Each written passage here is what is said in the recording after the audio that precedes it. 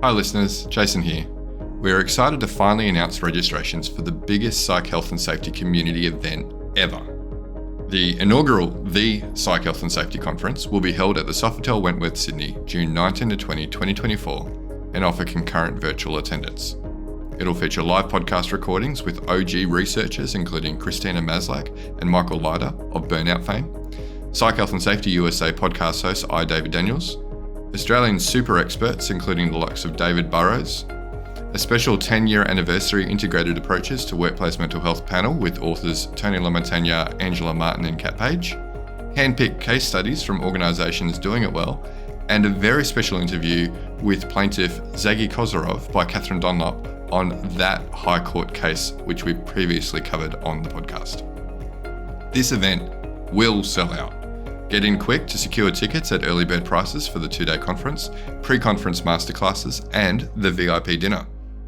The first 200 in-person registrations also get a copy of her latest book, The Burnout Challenge, signed by Christina Maslach herself. Find out more and register at www.psychhealthandsafetyconference.com. Now, on to this episode. One of the places where people learn to behave in their professional lives is in their participation in competitive sports. However, it's also where some learn to focus more on the physical rather than the mental side of performance. We'll talk with a coach and business leader who focuses on the mental edge needed to perform at a high level in sports and in life. Up next on this episode of the Psych Health and Safety USA podcast. From Flourish DX, this is the Psych Health and Safety USA podcast. As workplace mental health has become a global priority, there's a greater focus on addressing psychosocial hazards. Each episode, we look at psychological safety from an occupational health and safety perspective. Let's talk Psych Health and Safety.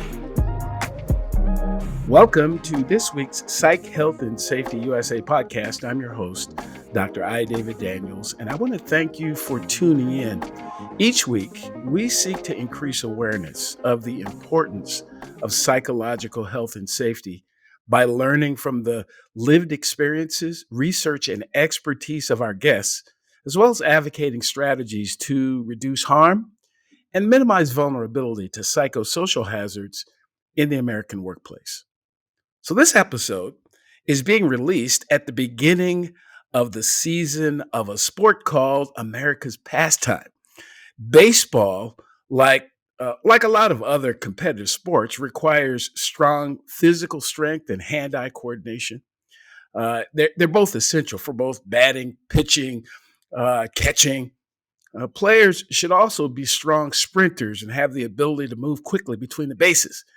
These core skills of baseball, again, hitting, throwing, fielding, are essential to what makes the game something that many folks enjoy across this country.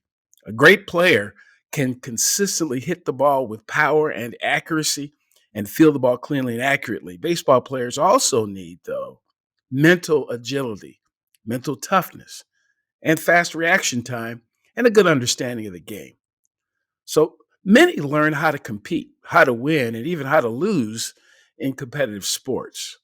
But even more important than the physical skills, the mental aspect of sports can follow a person even into their professional, non-sporting life.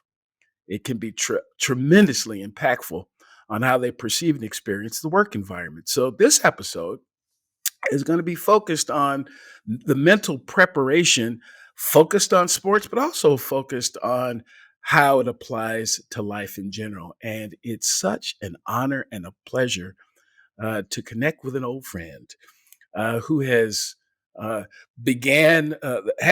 a business helping people understand the mental preparation and the mental edge necessary to be effective in sporting. And so we're going to get it started, as we so often do, with an introduction of my guest by my guest with this question. So, who is Brian Turnage? Well, first, thank you for having me, and it's great catching up.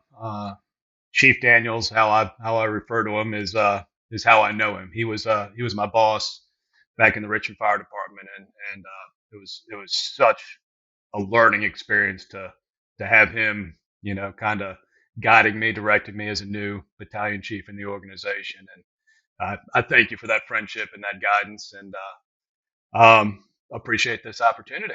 So, Brian Turnage, I guess to get to where I am now, I've kind of got to go back a little bit and talk about the journey and how that applies to what I'm doing now. It's almost the process. Focus on the process and not the end result. So, how did I get to where I am now? And it started out as a kid, just loving sports, loving specifically baseball, but loving all sports. And finding that passion, finding kind of my world around it, and probably too much so, as I later learned.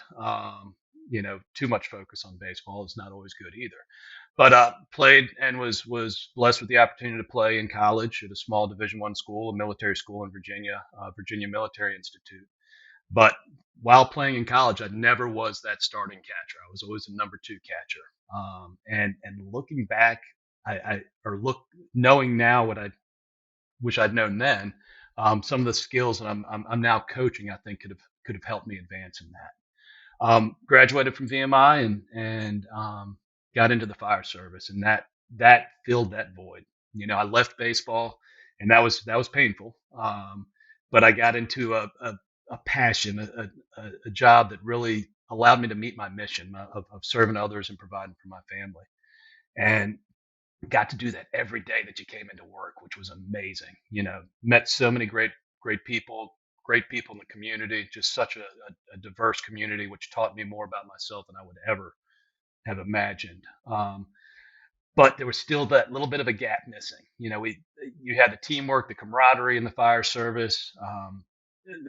It was always a growing and dynamic industry, but still missed a little bit of that competitiveness. And tried to continue playing in men's leagues and everything else. And after a couple surgeries and a lot of physical therapy, my wife said no more. So I got into coaching as my sons, started playing in sports. I was coaching whatever, baseball, wrestling, that you helped guide me through a little bit, and whatever I could do. So coaching became a passion of mine, and I knew when the fire service was done that's where I wanted to wind up. So in 2018, I decided let's try and make myself competitive as a coach, and I got a master's in coaching education and athlete development out of Xavier University. Unique degree, but it was so rewarding and so beneficial. And that's when I was introduced to mental performance for the first time, and it really became a passion of mine because at first I saw how it could have impacted my playing days, but more importantly, how I was using it in the fire service to pull up on a very complex emergency scene and be able to slow it down. With chaos all around me, to be able to use mindfulness techniques, breathing techniques to slow the incident down and clear my thought process. And then I realized I was using it in a lot of different ways in my professional capacity. So I saw the value of it, not just in sport, but in life. And I really started diving deep into it, reading, watching anything I could on it. And it became that new passion, and I kind of knew that's where I was going to go. So I retired from the fire department right at a year ago, but I'd started this business a little bit before that, and it's kind of where I am now. I currently work with athletes, and I'm starting to work with public safety a little bit to try and help the mental performance in those arenas. Wow. Wow. So we're gonna dig into some of those topics in a little bit more detail. But one more general question I ask everyone who comes on. So, what does psychological health and safety mean to you? What do you think of when you hear that? I think of a very important component of overall health and wellness. Coming from the fire service, and again, you can attest. You were my boss at the time. We identified just a need and a gap in what was going on, and we were addressing the safety needs, or at least working towards that of the physical. The scene safety, the overall health and wellness of the employee, but we were still had a gap on the psychological side and the mental health of our employees. And together we kind of brought a peer support team into the department, which it's not a new concept, but it was new to us. And that kind of brought me into the mental health world in our department, and was blessed to at least be a part of developing an overall more holistic mental health program in the department. Still a long way to go, but it was a great opportunity, and I almost think that the mental health side, the psychological health side is as if not more important than the physical. Um, I look at I use a term, it's an economics term, but the law of diminishing returns. And, um, it's the concept that as the longer you do something, you're going to get less and less return. So we've been working on the physical safety for a long time. So your gains are marginal there, but I still think there's an opportunity now to have significant gains on the psychological side.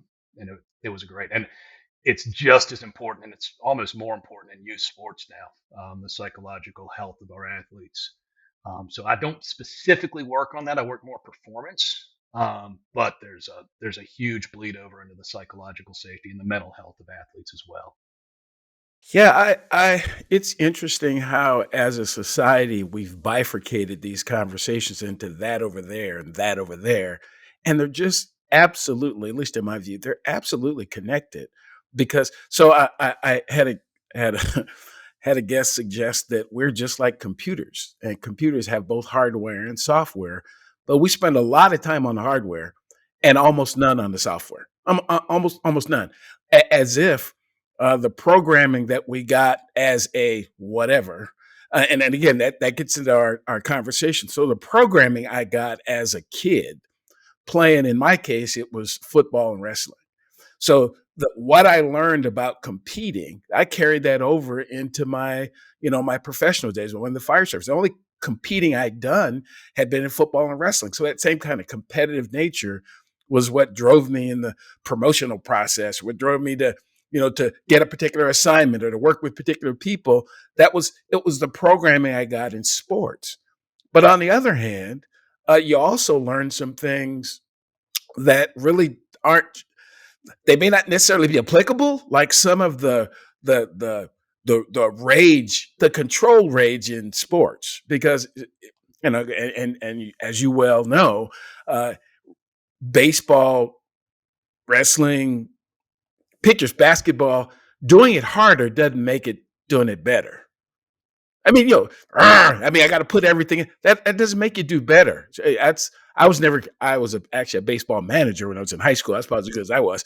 Uh, but just swinging harder doesn't make you a better hitter, because using all that it takes the focus of swinging the bat in the right direction. Again, like I said, I don't know much about baseball other than what I've watched, but every sport, if you try to do it too hard, you almost don't do it well. And the same thing applies in life, in my relationships, doing it harder. So if I'm working on a team and the team dynamics aren't what they should be, doing the same thing harder doesn't make the team dynamics better. 100%. There's a Ken Ravizza, who's kind of like the godfather of mental performance in baseball, uses three responses to adversity, and it's three P's. It's primal, perfect, or prayer. So the primal is exactly what you're talking about. The athlete that when bad things happen, I'm going to throw harder, I'm going to hit harder, I'm going to jump higher, I'm going to do everything, and that tension, uh, it manifests tension in your actions, which we want to be loose and relaxed when we perform. So that was the first P. The other one is perfect.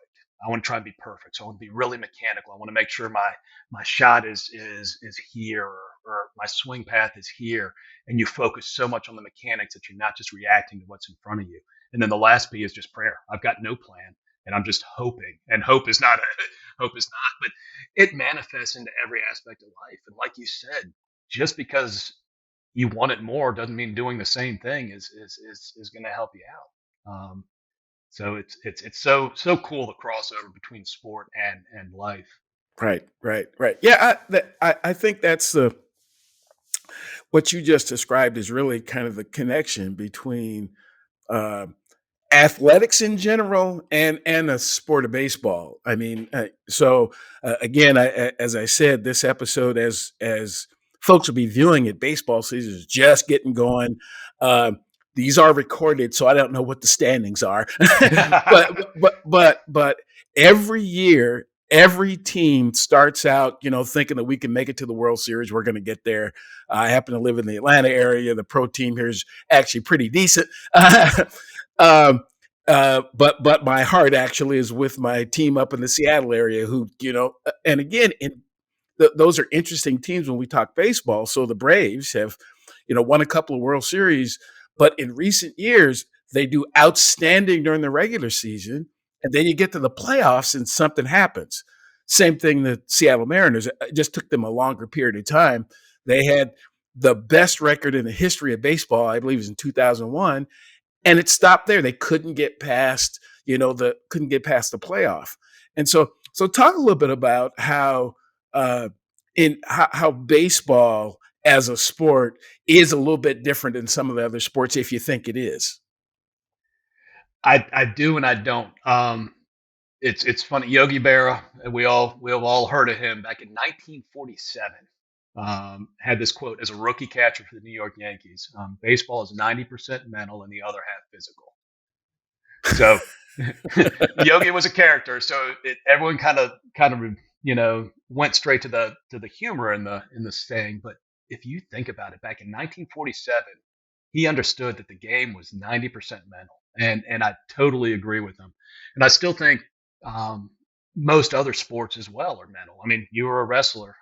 There's nothing more mental than getting out on a mat one-on-one, half naked in a singlet, and having to compete one-on-one against somebody. So there's such a mental grind there.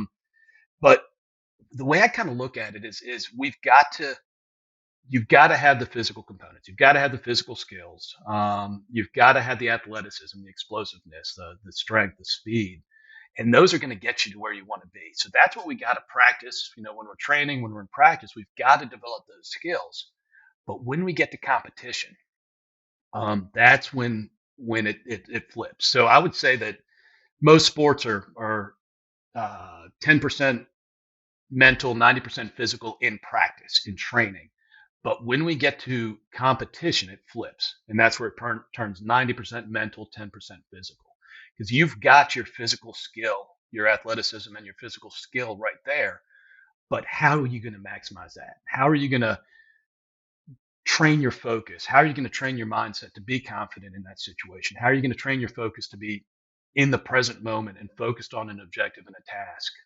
How are you going to relax yourself so that you don't have that tension that we were talking about and have that smooth swing? And that's where the mental side comes in. So it maximizes your physical and athleticism, your physical skill and athleticism in competition. And again, whether that competition or that performance is in a boardroom, setting up a meeting, giving a presentation in front of a group of people, standing in front of a classroom and teaching on an emergency scene, wherever it is, you've got your physical skills and abilities. How are you going to handle the pressures of that situation mentally? Wow, such an interesting point you made, and I love the overlap as we start to talk about how this applies either in business, in nonprofit, in government, and whatever that people do. Is so most organizations, at least the ones I've been around, they'll have some jobs, they'll pay them whatever they pay them, they'll advertise them the way they advertise them, but most organizations, at least again my view, they don't look for people who don't have skill. You don't go, well, if you don't know what you're doing, come on over here. Everybody, we want the best, whatever, fill in the blank. So people tend to have the technical skill necessary to do whatever job they're hired for. Because if they don't, then that's really on the employer. I mean, why'd you hire that person if you didn't think they were technically qualified? But so why is it that performance starts to suffer? In many cases, and again, I'd argue that some of it is the environment that you put people in. Again, those psychosocial hazards you expose people to, and you don't even tell them. I mean, I was talking to someone the other day, is that you bring people into an organization to tell them, oh, this is a great organization. The benefits and the pay are great. The schedule is wonderful. Every day is a holiday and every meal is a banquet. And then they find out that, well, not necessarily. Not every day is not wonderful. You don't make money every day. There's a downturn every now and then. There's things that come up. And how is the person prepared to deal with that? Just like in sport, how do you deal with the losing streak? How do you deal with the fact that I've struck out, 15 times in a row, whatever it is? How do you deal with that? And I've heard people talk about having this, you know, being able to forget quickly, you know, but so Short-term memory. yeah, the short term memory. So and it's something we've all seen, and at least again in my view, again, a lot of these things I talk about is certainly my view on it, but this is where the people, again, the environment around the person, that's why going to a new team sometimes helps. That's why getting a new coach sometimes helps, because I've got all the, I've got all the physical attributes, I've got all the skill, but it's just something about how I'm being led or not, how I'm the team that I'm on or not. So, what is it that got you interested? I mean, really, really, you said a little bit had to do with your own experience, but talk about the transition into being that coach who understood that, because being a player is one thing, but talk a little bit about that coming into your own as a coach. So, coaching is leadership. I mean, that's all it is. It's leadership in a specific arena, as far as I'm concerned. And fortunately, through some great examples and just through some probably some poor examples as well, because you learn from both. Um, I really felt like my niche in leadership is relational leadership. And it's just getting to know the players. It's the whole transformational leadership. How can I you know, get my athletes. If I grow my athletes and get them to perform, it's going to elevate me. That concept. Not that we're about elevating ourselves, but so I had that concept of coaching, and it's about the kids. It's about development. It's about all that, which is powerful, and it's in my opinion that's some of the gap, especially in youth sports, where a lot of coaches are, still transactional. How is this going to benefit me? Or, I'm just coming out of my playing days and I'm still highly competitive. I've got to win. I've got to win. I've got to win, and I'm going to do it at all costs. With little Johnny, who's 8 years old and crying on the bench because he never plays. So the foundation of my leadership style allowed me to coach in much more of a I don't. It's not about the wins and losses. It's about developing them, and my strongest goal, especially at the youth level, was getting them to come back and play next year. I felt like if I could do that, then I've really done my job. And if we win, that's kind of a byproduct of it. But I didn't understand that's just generalized coaching. I didn't understand the relationship between the mental performance side of it until I really probably about a year and a half ago started diving into this and seeing the value of where kind of our more elite level athletes are nowadays, and they're in an odd place, in a society that's changing, um, um, in a world that values a lot of different things, which good and bad, whatever the case. But these athletes are in a tough spot, and they want to achieve these goals, but they don't necessarily know how. So helping them develop that, hey, here's your goal, but more importantly, let's reverse engineer a pathway to get there, and then let's focus on today. Let's focus on what you got to do today to achieve that goal. Let's focus on the process, not the result. Let's focus in the present moment, not in the future, in the past. And getting these athletes to see that is important. Getting them not to identify as a baseball player, football player, 100%, but getting them to understand I'm also a student, I'm also a friend, I'm also a son or a daughter, and I have value all over the place. I think when I started to see, ironically, when I started to see the mental health benefit and just how these athletes were starting to enjoy the game more, I started to see the positive attributes on the wins and loss side and their performance side. And when that happened, I'm like, wow, this is like, benefit here, and let's look at this more deep, and that's kind of how it started, and how I got really, really, really excited about it. Is it helped in the life component, and then that bled into winning, and what coach doesn't want to win too. So it was just really cool to see taking care of the human being resulted in a positive goal on the other side. Do you need more psych health and safety in your life? Then head over to the FlourishDX Academy for several free on-demand e-learning courses. If you're an internal professional, follow FlourishDX on Eventbrite to register for any of our free fortnightly interactive webinars. Our flagship professional practice program is also exclusively available for internal professionals. The 12-week course blends theory, applied practice, and interaction with other professionals through live lectures and a monthly community of practice session. Find out more about all these learning opportunities or inquire about a bespoke in-house training at the FlourishDX Academy. www.45003.org. Now back to this episode.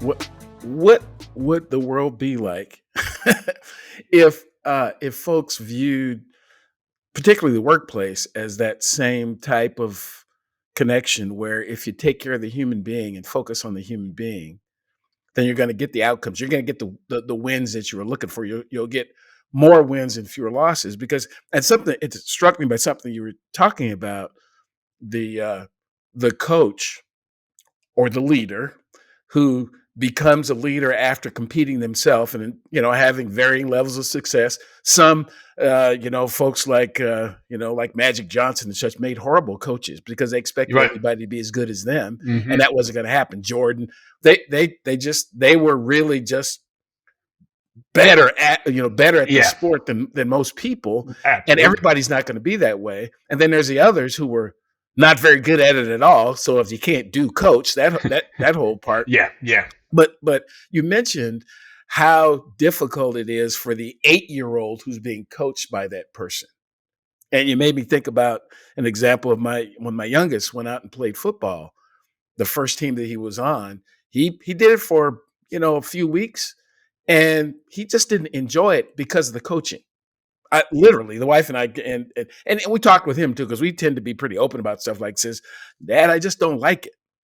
And so, okay. But I that you make me think about that something about that there was something going on in the coach at that time that felt like I have to drive this kid.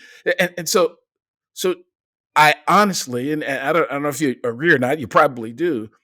How do you think that whole mindset carries over into business, into organizational leadership and whatnot? I mean, is there a corollary there? There's got to be, and I one of the things I utilize as far as the coaching side of it is we tend to coach how we were coached, and take that to the leadership side. We tend to lead the way we were led. So if you look at the driving focus of leadership when I was growing up and you were growing up, and it was you watched a movie on leadership and it was always going to be your military leaders and the boot camp and the yelling and screaming, and that's how we effectively get people to influence people to do what we want them to do, which is leadership. But that's our example, and that's what we were focused on. And that's how a lot of us transitioned into leadership is I've got to be that driver, that person that makes things move. So that's the progression that I see a lot of people make is I'm going to lead the way I was led. I'm going to coach the way I was coached. And it's not until you make a conscious decision to look and see, hey, is this effective? And I mean, who is not going to perform better when they're happier? Who's not going to perform better when they enjoy doing that? They want to be there. Instead of looking at the clock and saying, when is it going to be 5 o'clock? They're looking at the computer saying, I hope it's not 5 o'clock, or in that boardroom or wherever. So I think there's a huge correlation to creating an environment that people just want to be in. And then how do you influence from there? But creating that environment is huge. Just an environment of people being comfortable to be free, comfortable to make their own decisions, comfortable to fail, because failure is, especially if in a controlled environment, failure is where we grow, or at least where we grow faster. If we succeed all the time, yeah, we're going to get better. But when we failure is uncomfortable. Failure is not fun. So we're going to dive deep into there and figure out how can I not have that happen again. So creating an environment where people are free to fail, and coaching them and teaching them to learn from that failure and let's move on. So creating that environment, I think, is the first part, and then how you influence from there is going to be much more specifically, or um, the incident that you're in, or the situation that you're in. Wow.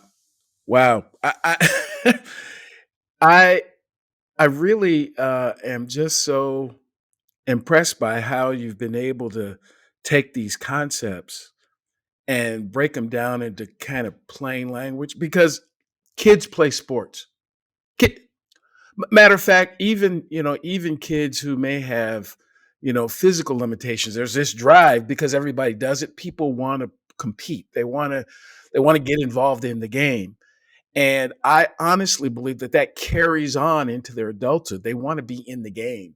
They want to be, and and sometimes the game is made such a big deal. So again, in sports, it's the Super Bowl, it's the World Series, it's the Final Four, it's the big game, and that tends to be the model. In business, it's Fortune 500s and making billions of dollars, and you know in uh it's production types of goals. It's all these things, and it gets to be such a big goal that people sometimes get lost in the goal, and they don't really enjoy it anymore. They don't enjoy the thing anymore, and that starts to really show up in their performance. And so, and you said that just recently you started to just really dive into this and learn about it.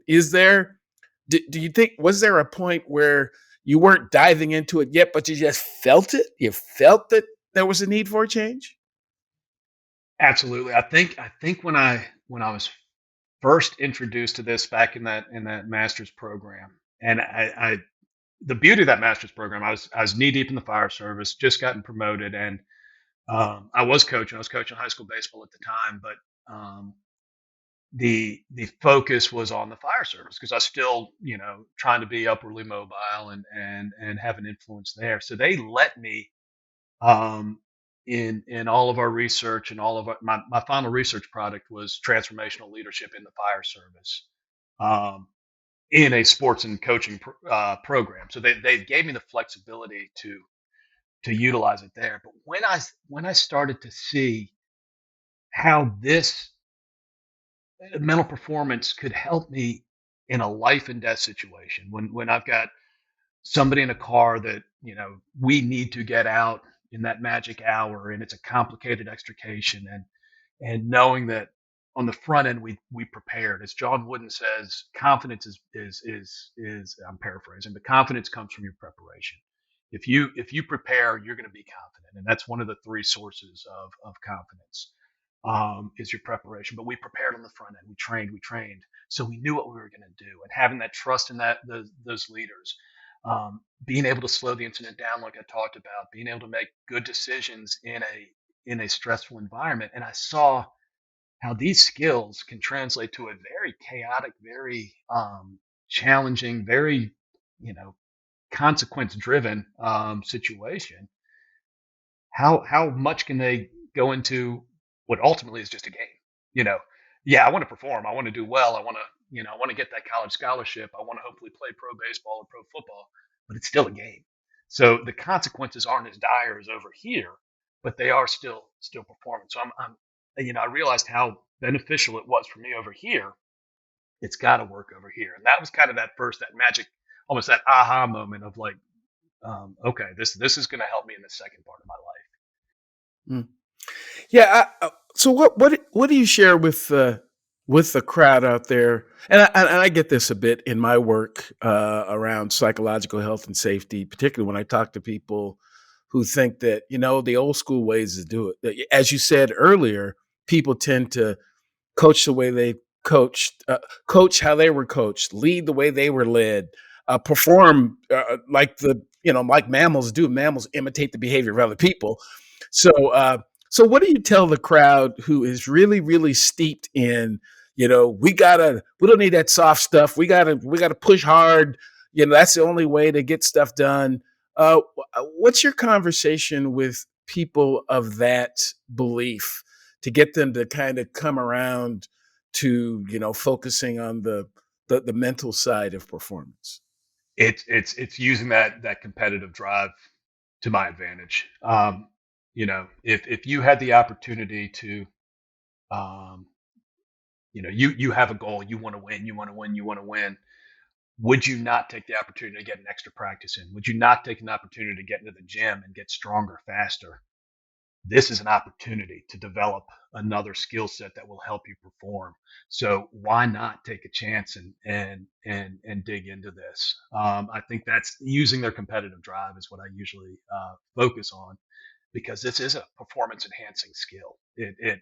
It will get you that end result more effectively, even faster, even though it is a soft skill. And we know how everyone looks at those soft skills, as you were mentioning earlier.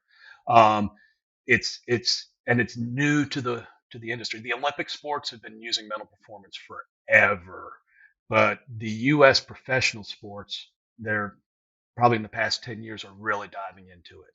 It still hasn't made it down into the college ranks as much. Your Power Five, your Alabamas. Nick Saban is a sports psychologist, and you can see how Alabama's performance is impacted by that daily consistent message that he puts out. But it's really just kind of getting to those major conferences. So it really hasn't even steeped into like mid-major, lower level colleges or high school or youth sports. So it's a new thing. So there is a lot of that sell, like you're saying, is how do you get these old school minds to embrace this? And you're not going to get everybody. And my customer portfolio will show you're not going to get everybody. Oh, sure. Yeah, right, right. But right. The ones who buy in, it's so fun. And you mentioned it, grabbing the young ones, and the I was very timid or hesitant to really start working with somebody as young as 11 or 12. But that has been one of my, a couple of my clients are that young, and that's been so much fun because they're not jaded. They're not so results oriented. It's not all about the wins and the losses or my stats. I'm just out here having fun. It gets back to Simon Sinek's your why. Why are you doing this? And that's one of the tools that I use all the time. Why did you start playing the game? You didn't start playing the game to win everything. You started playing the game because you just like being around your friends and being outside, or being on the court. So utilizing that why, but that's why these young players are still playing, because they just love the opportunity. So to be able to coach them without having, this is where it came from, having to reprogram the brain to think this way, more process oriented as opposed to results oriented. I don't have to reprogram them. Not that I'm trying to reprogram them, but I don't have to work on deprogramming that mindset. It's like a fresh slate. So it's a lot of fun working with younger athletes as well. So I kind of wandered on that one, but No, I think I hit it. that's exactly. I believe those are the things that people need to hear, because pick your organization. Again, public, private, for profit, not for profit, whatever. Relationships. People come into these social settings that we call relationships, or that we call team, or that we call business. They don't come in with a blank slate. I'll put it that way. Something happened to them before they got there. And particularly the things that happened to them or they were exposed to when they were kids. There was a theory back in the day, and I don't know if it's been debunked or not, because, everything has a shelf life. But there was a theory back in the day that we are now who we were when, and who we were generally somewhere in about middle school. That's when we learn our accent. That's when we learn how we're going to live in the world. That's most of those things we learn right somewhere between about 8 or 9 and 13. And then everything we do for the rest of our life is kind of repeating that, unless something significant, some really emotional thing happens to us to knock us off our mark. But and again, in a lot of cases, that's when kids get into sports. 8, 9, 10, 11, 12 years old, they start getting into sports. And unfortunately, some of them get traumatized by that experience. They they get literally traumatized, and that trauma carries over into their adult life. I can I can recall right now going out for the junior league football team when I was in the 7th grade and not making the team. And that was that was back in the days where if you go on there, if your name's not on the list, you're cut off the team, you get to go home. And now in my particular case, I didn't have an older brother, didn't have a dad around. I just missed myself. I'm going to make that team. But I became so driven. A matter of fact, I got a set of weights my mom bought me. That's what I want for Christmas. Get me a set of weights. Now, what does an 11-year-old know about lifting weights? I had no idea. But she went out and bought him, and maybe I was like 12, put him in the basement. I'd be down there, Was I working out right? Who knows? I didn't really have a coach. I didn't really have anybody to guide me, but I was so driven by that. But I will tell you that rejection thing too, as you get older, you start to recognize that almost fear of that kind of rejection tends to show up in the things that you do as you get older, because you never really sat down and kind of sat with that and understood that really wasn't rejection, but that's how a kid takes it, particularly when you're not around coaches, again, that are, that have the kind of view that you do around, hey, it's okay. It's not the end of the world. And so again, I'm really fascinated by the approach that you're taking with young athletes. So most of the work that you do, is it with young or younger athletes? It bridges. So I've got college athletes. I've got probably my sweet spot to say is 8th grade to seniors in high school. But I've got those I've worked with a couple of teams that are younger and a couple of younger athletes, and it just I love working with the elite level athlete that's got a lot of potential and could play for a long time. That's so much fun, so rewarding. But it's just as rewarding to work with that young athlete, or that athlete that's, hey, I just want to make my high school baseball team, or I want to make my high school basketball team, and that's your goal. So it's just kind of focusing it around that athlete, and kind of going off of that adversity piece. That is sports does that too. I mean, just the overall nature of sports is someone is supposed to win, someone's supposed to lose. So I don't care how you play, you're gonna lose, and you're gonna have to learn how to deal with it and address it. And um, you know, Steph Curry, probably the greatest 3-point shooter we've ever seen, probably is a 45%, 3-point shooter. So he fails 55% of the time. Getting into the Hall of Fame as a 300 hitting baseball player, you fail 7 out of 10 times. The sport is designed to fail, and if you can't learn how to address adversity, how to kind of identify, hey, let's reflect on that performance, let's learn from it, kind of create a list of what I can learn from it. That's why journaling in sports is huge, because the cool thing about it, look at this, think of this. So that athlete that stews over a bad performance for days on end, until their next opportunity, you journal, you write it all down in that journal, whether it's on a computer or in a book. You write down all your lessons, all the things that you need to learn, and guess what you get to do? Close a book. You close a book, and now your mind can be free, and you can go on and get an ice cream cone and have fun, or go on and go hang out with your friends, or get into your studies, because that's important. And then before your next practice, you open the book back up and say, what do I need to work on today?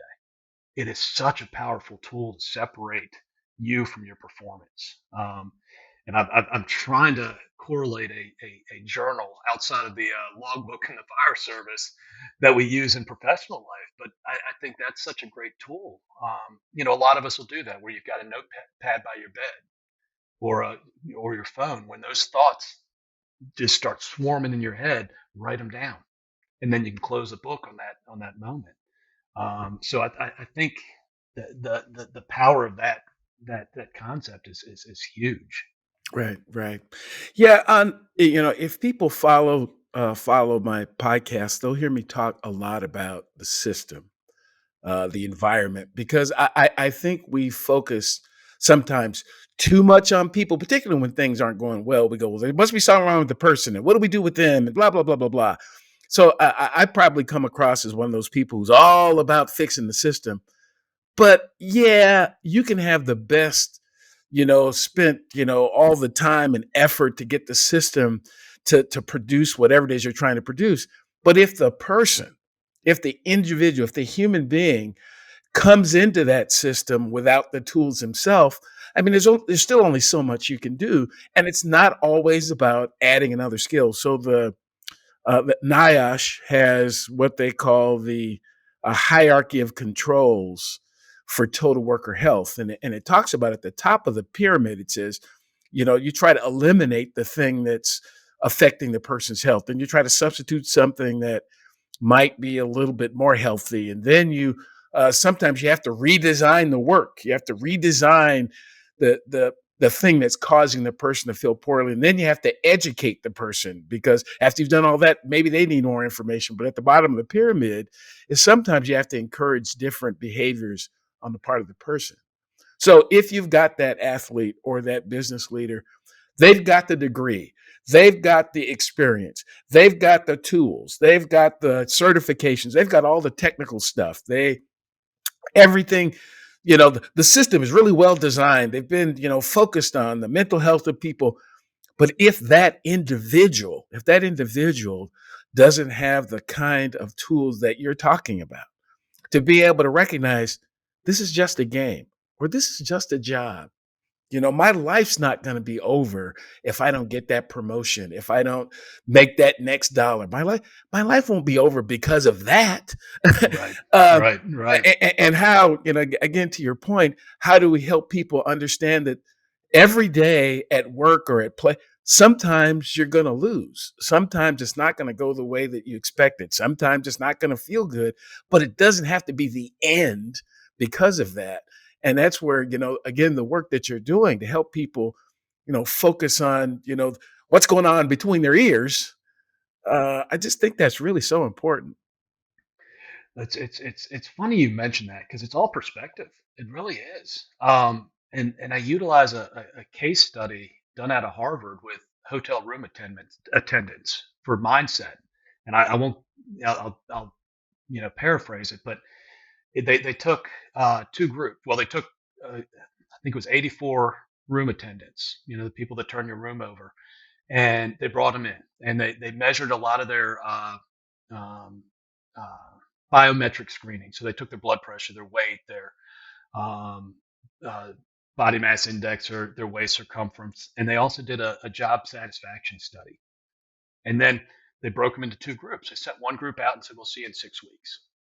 The other group they took and they educated them. And what they did is they said, let's measure what you do. How much are you stretching? How much are you lifting each day? How much are you walking each day? And they correlated that with what the Surgeon General recommends for a healthy adult lifestyle. And they saw that just by doing your job, you're far exceeding what the Surgeon General says. And that's all they did. They didn't change their technique. They didn't do anything. When they brought that group back, I think it was 4 weeks. The control group, the one that got nothing, their biometrics stayed about the same. The group who did physically the same action, their biometrics, blood pressure went down. They lost weight. Their body mass index was better. They had a physical reaction to just a change in mindset, and their job satisfaction skyrocketed. To me, that's the power of just pushing positivity, changing the perspective. That whole glass half empty, glass half full thing is real. Find the positives in your environment, and your job performance will get better. Your job satisfaction will get better. And it's the mindset is so important. We've got the ability to control it, through how we talk to ourselves, where we focus our energy, and even our body language at times. We can control the mindset, and it's powerful. Wow.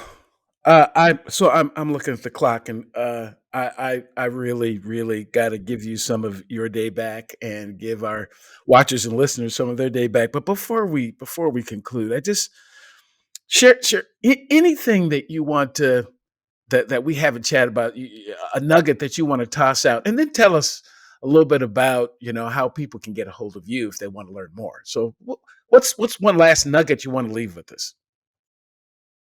Again, hitting a correlation between life and performance. I think that's one that I'd like to kind of leave us with. And if you look where peak performance lies, it lies in the now. I can't do anything. And this is John Wooden again. Nick Saban does the same thing, but John Wooden says, your past is behind you. The key to the door is locked and it's thrown away.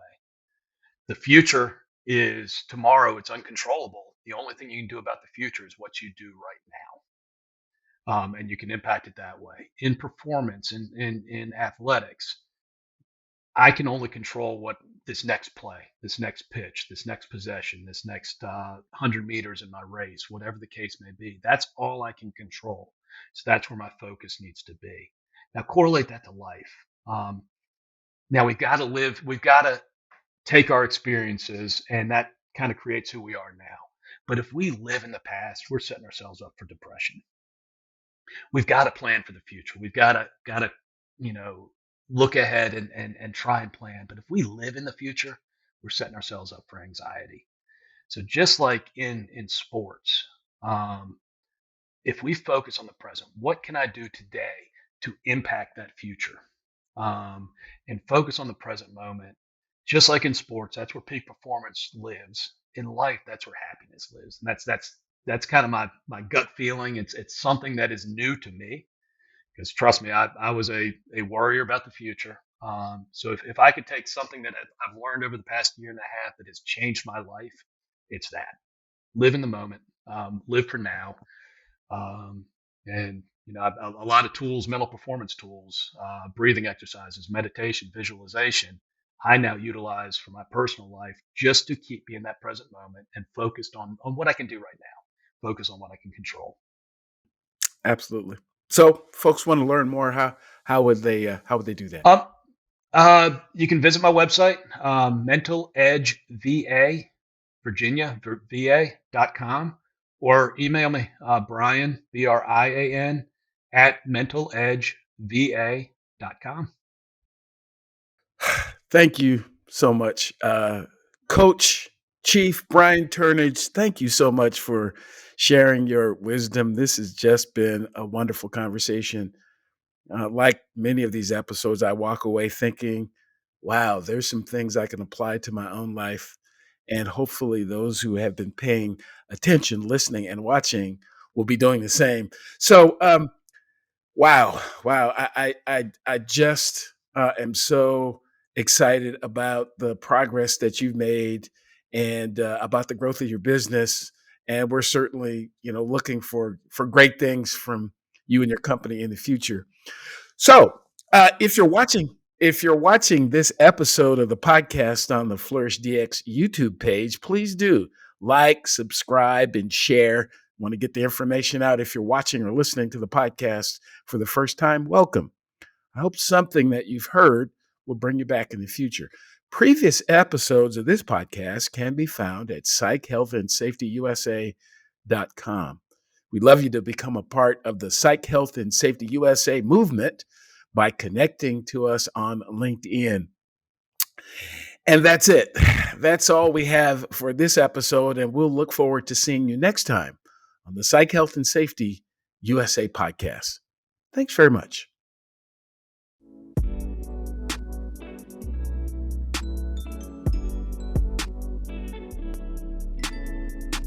Tune in each Friday for new episodes of the Psych Health and Safety USA podcast.